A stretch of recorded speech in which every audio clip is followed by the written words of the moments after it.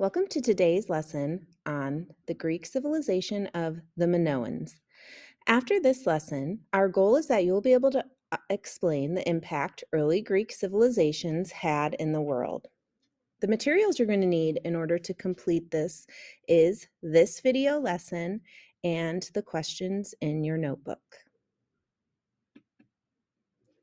So today we're focusing on a group of people known as the Minoans.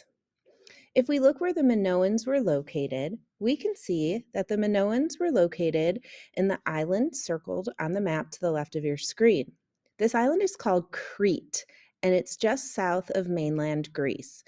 Now, this island of Crete that the Minoans inhabited is known as the island of olive trees, goats, honey, and cheese. And so we're going to learn about how the Minoans were able to create a thriving trade empire in the middle of the Mediterranean. We're going to start here at the end. How do we know about the Minoans? Well, the Minoan civilization was discovered and excavated by an archaeologist named Sir Arthur Evans, who lived from the years 1851 to 1941. Arthur Evans was very interested in Minoan sealstone, and you can see an example of Minoan sealstone at the bottom right of your screen.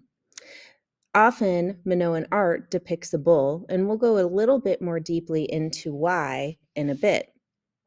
Now, Sir Arthur Evans names the civilization the Minoans after its greatest king. However, in ancient times, Minoans would have been referred to as Cretans. One thing Sir Arthur Evans gave to history was the excavation and rebuilding of the palace of that great king, King Minos, on Knossos, which is an area in Crete. So, what did Sir Arthur Evans do? Sir Arthur Evans taught us that there was a civilization called the Minoans and helped to show some of the artifacts left behind. One of the major things that the Minoans give to the world is their writing system, and this is called Linear B. Now, the Minoans had three forms of writing. These were hieroglyphics, which you should be familiar with since you learned about hieroglyphics in your ancient Egypt unit in 6th grade, Linear A and Linear B. Linear B is the most popular, and we can see some examples of Linear B writing on the screen. Linear B is special because it's not pictures representing words. Instead, it's more modern type of writing, which is completed in a series of lines, which is different from hieroglyphics. Now, Linear B is important because it's an early form of modern Greek. So this Linear B over time is going to spiral and evolve and become something we're more familiar with today. There's a lot of Minoan writing. However, most of the writing that we see mostly concerns essential tasks of daily life. So how much a skein of wool would have cost, or the amount of money generated through trade. So when we think about the past, remember we have to think about how it impacts our world today. Later on, we're going to look at the legacies of the Minoans, but Linear B is definitely going to be included amongst them. So the Minoan civilization was a thriving civilization for almost 2,000 years, from about 3,000 BCE to 1,200 BCE. So I referred to this earlier. However, we call this civilization the Minoans today. In the past, they would have been called Cretans, which is named after the island of Crete where they lived. But today we call them the Minoans after the greatest king of the Minoan civilization named King Minos. So we can see that the name Minos is the root of the word Minoans. Now, the Minoans' greatest landmark is the palace at Knossos, which was built around 2000 BCE. So Minoan civilization is going to be divided into thirds. When we get to the second third of their civilization, this is where we really seem to see them become a powerhouse in history. And we remember these Minoans because they were important in this Mediterranean area. They were important because they were great traders. Remember, their civilization was based on an island, which means they had miles of coastline and lots of water to sail and trade with. So they made connections throughout the Mediterranean. And they were able to share their culture and bring back cultures of other people, which helped them to become a little more advanced than other civilizations around at the time. So I mentioned earlier the palace at Knossos. So King Minos is who the Minoan civilization is named after. And he resided in a palace at Knossos. And we can see images of, in the upper right corner, what the palace may have looked like in the past. And you can see it's enormous. It had over 1,500 rooms. So when we're talking about people who lived 4,000 or 5,000 years ago, this is quite the architectural feat. Now, Knossos itself was destroyed over and over again. And this was due to things like fire, earthquakes, and earthquakes are a big problem in this area of the world on Crete. So, earthquakes are going to cause a lot of harm. And then also invasion, and we'll see that the Minoans fall due to invasion. So this area is destroyed and rebuilt over time, which means that this palace is going to expand, it's going to get bigger, and also its foundation is going to make a maze-like pattern. And we'll see how that maze-like pattern actually plays out in mythology. So remember, in this class, we're looking at how mythology impacts history, and you'll be able to take a look at a myth based on this palace and its maze-like foundation, or you might consider it a basement. Now, at the time, we can see how advanced the Minoans were because this palace had running water. So when we think of ancient civilizations, we don't often think of them with things like running water. On top of which, this palace was at the top of a mountain. And so it was very difficult to get the water to pump up and through the palace walls. And people today in this area of Crete will talk about how they often lose things like water and electricity, but we have these people who lived long, long ago who are able to effectively create a plumbing system. The palace was also very beautifully decorated, which you can see in this picture in the middle. There were elaborate frescoes, and here we see dolphin. A lot of the frescoes you'll see have something to do with bulls, and we'll talk about why the bulls were so important in a second. But also, the palace was decorated with ivory, silver, and gold. So, thinking deeply, what does this tell me about the Minoan civilization? It tells me that they were very advanced in architecture, they're very advanced in art, and also with these precious metals, they were also a very wealthy civilization, and this is going to be because of the trade. So here's an example of a fresco found at the excavation of the palace at Knossos. And if you look closely at this fresco, we'll see that it tells us a very popular sport that was played at the time. Here you have a bull, and if you look at the figure in the center in red, that figure is jumping over the bull. And so this was a sport that people at Knossos or the Minoans competed in. But some questions about the sport. What was the meaning of it? Was it a religious ceremony, entertainment, both? Archaeologists aren't really sure. But there's a lot of depictions of this bull jumping, and it appears that the athlete would run towards the bull, grab the horns, and vault or jump over it.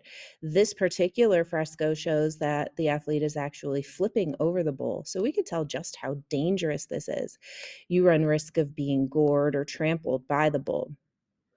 Because of all of these reasons, historians and archaeologists tend to believe that this was likely a religious ceremony. So the Minoans sacrificed bulls to their gods. They competed in this sport. And so we tend to believe that this was a religious ceremony. So it was more than just entertainment, but we don't really know for sure. So that's an interesting fact about this civilization and their favorite sport of bull jumping. But the Minoan civilization is eventually going to fall, and it falls due to invasion. Now, if you look at the map in the bottom left of your screen, you can see Crete in that sort of pink color, and the Minoan civilization was there on Crete. This is just south of the peninsula or mainland of Greece. Now, overlapping the Minoan civilization, we see a group of warlike people starting to build a small empire in Greece, and they're called the Mycenaeans. The Mycenaeans likely conquered the Minoan civilization, which may have been weakened through things like earthquakes, tidal waves, and invasion. So we see the Minoans being conquered by the Mycenaeans, which is the next group of people we're going to look at. But we're also going to see that the Minoan civilization is still important. The Mycenaeans don't just trample the Minoans and leave them forgotten to time. Instead, some of the legacies of the Minoans are taken on by the Mycenaeans, and they further develop them. And so, what are some of those great things of the Minoans that are legacies or things left behind? So the first big legacy of the Minoans, and actually before I talk about these legacies, remember our number one standard in 7th grade history, and that is, how does the past impact us today? So we're studying this civilization because it impacts us today. And let's take a look at how they impact us. So the first is this idea of cultural diffusion. The Minoans were located on an island in the center of the Mediterranean. They traded all throughout the Mediterranean. And so they took their ideas, their goods, their products to other civilizations and traded with them. Their ideas and customs therefore spread to these other civilizations, but the Minoans also learned from the civilizations they traded with. So they brought great ideas and customs back to Crete. And so we see this exchange of ideas, which is going to lead to advancements. And so one of the legacies of the Minoans is spreading their art and their trade throughout the Mediterranean. The second has to do with mythology. And this is a myth that's still very popular today. And you're going to be getting a little more familiar with the myth in a moment. But this is the myth of the Greek hero Theseus and his fight with the Minotaur.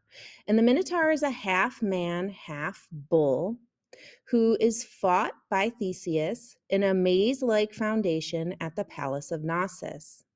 So if you look at the pictures in the bottom left and right corner of the screen, you can see that this looks like a maze. The Greek word for maze that you'll see in the myth is labyrinth. Now, that picture in the bottom right shows us some actual foundational pictures of the palace at Knossos, and you can see how it's built. It looks a lot like a maze. And so we can see how the Greeks would have developed this idea that the palace may have had a maze or labyrinth in the bottom that a Greek hero would have fought in. We have two more legacies we are going to look at, and the first is here in blue. The Minoans, who were very culturally minded, they were into things like art and architecture and storytelling. So we can say that they were culturally minded rather than warlike people. So they become the great grandparents to classical Greek civilization. And what does that mean? Well, throughout this unit on ancient Greece, we're going to be studying the classical Greek civilization. And throughout 7th grade history, we're going to be constantly referring to the Greeks because the Greeks changed things. They changed the world. And they help to lend this idea of culture and advancement to the civilizations that come after them. And the Minoans are kind of the first people who behave in this manner that's later developed by the classical Greeks. And then finally, we have the idea of linear B. Linear B is this form of writing using lines instead of hieroglyphs, and it's developed by the Minoans and then further used and spread by the people who conquered them from Mycenae, known as the Mycenaeans, and they begin to use this Minoan writing system. So this is the story of the Minoans. You're also going to take a look at the myth surrounding the Minoans of Theseus and the Minotaur. You'll also, in your ELA class, be looking at another myth that comes out of the Minoan civilization, and that is the myth of Daedalus and Icarus. Please let your teacher know if you have any questions. I hope this was informative and that you learned a lot. Thank you.